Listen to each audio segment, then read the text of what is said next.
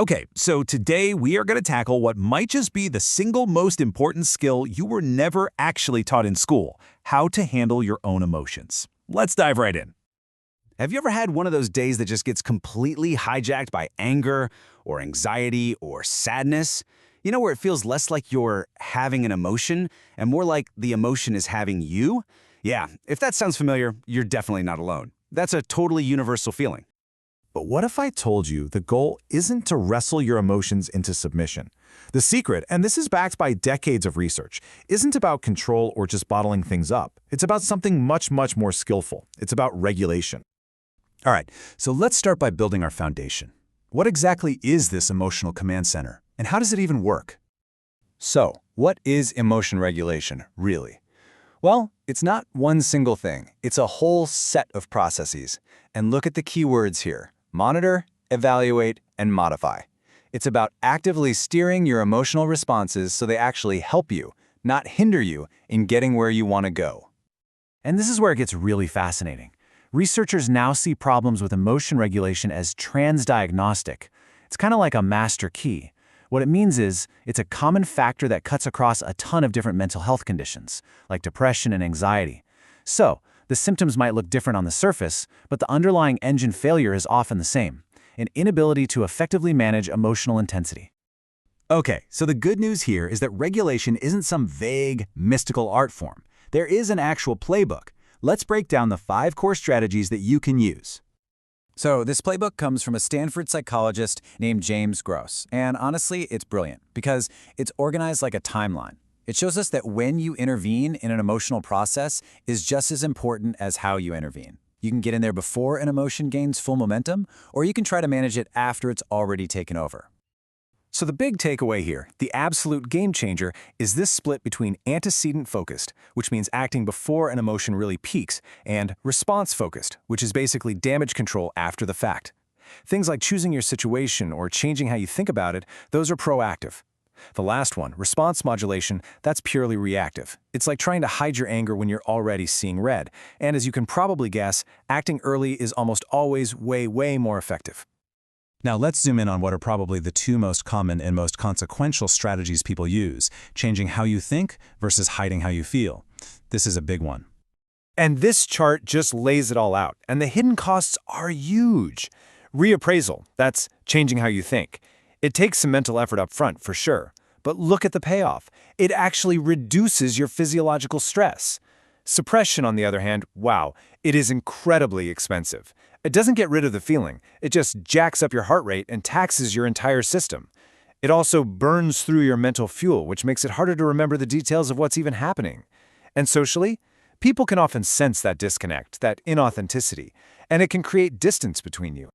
I mean, this quote just says it all, doesn't it? When you suppress an emotion, you are not making it disappear. You are just forcing your internal systems, your heart, your nervous system, to deal with the storm all by themselves while you put on a calm face. The body always keeps the score. Okay, but here's a really important bit of nuance. While reappraisal is great, it's not always the best tool for the job. When emotional intensity is just off the charts, we're talking panic or intense grief, your brain might be too flooded to think logically. In those moments, a simpler strategy like distraction can be the best form of emotional first aid. It just gives your system a chance to calm down a bit before you try to reframe the whole situation. Okay, so what's actually going on inside our skulls when all this is happening? Let's pop the hood and take a look at the neural biology, this internal battle between the parts of your brain that react and the parts that regulate. First up, meet your amygdala. Think of it as your brain's super-sensitive smoke detector. It's deep in the brain, it's incredibly fast, and its whole job is to just fire off alarm signals when it senses potential threats, long before your conscious mind has even figured out what's going on. And then you've got the CEO, the prefrontal cortex, sitting right behind your forehead. This part is slower, it's more deliberate, it's more logical. Its job is to get that frantic alarm signal from the amygdala and then decide, okay, is this a real fire or did someone just burn the toast again? It provides that top-down control, calming the initial reaction when it's an overreaction. So when this system breaks down, it's not always for the same reason. This circuit can fail in a couple of really different ways. For instance, sometimes the CEO, the prefrontal cortex, is just too worn out to even pick up the phone and send a calming signal. In other cases, the CEO might be shouting "calm down" loud and clear, but the wire connecting it to the factory floor is cut, so the message just never arrives. Okay, so if these circuits can break, the big question is, can they be fixed? And the answer, thankfully, is a huge yes. Your brain is not set in stone.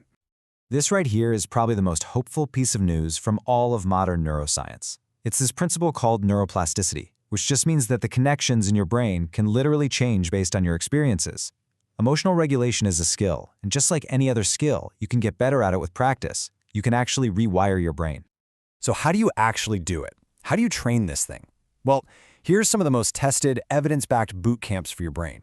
You've got cognitive behavioral therapy, or CBT, which is basically intensive training and reappraisal. There's dialectical behavior therapy, or DBT, which is the gold standard for really severe dysregulation. And then there's mindfulness, which is practice for your attention, teaching you to just observe your emotions without getting totally hijacked by them. And look, this isn't just some nice idea. We know this works. We have the data. This is from a major meta-analysis. That's where they combine the results from tons of different studies. And it shows that therapies focused on these skills have a really significant effect. You can see it right here. When regulation skills go up, symptoms of both depression and anxiety go down. It's not just a theory, it's right there in the data. And what's really exciting is that this kind of training is becoming more and more accessible to everyone. Technology is starting to scale these proven methods. You've got AI chatbots that can walk you through a CBT exercise at 3 in the morning. Virtual reality can let you practice staying calm in a simulated stressful situation. There are even biofeedback devices that give you real-time data on your own nervous system, helping you learn to regulate it directly. So let's wrap this up with a question for you to take away. Because this isn't just interesting information, right? It's a practical tool. Based on everything we've covered, what is one small, predictable emotional reaction in your life, maybe it's morning traffic or a specific kind of email, that you could choose to approach just a little bit differently tomorrow? That small choice, that's where the rewiring begins.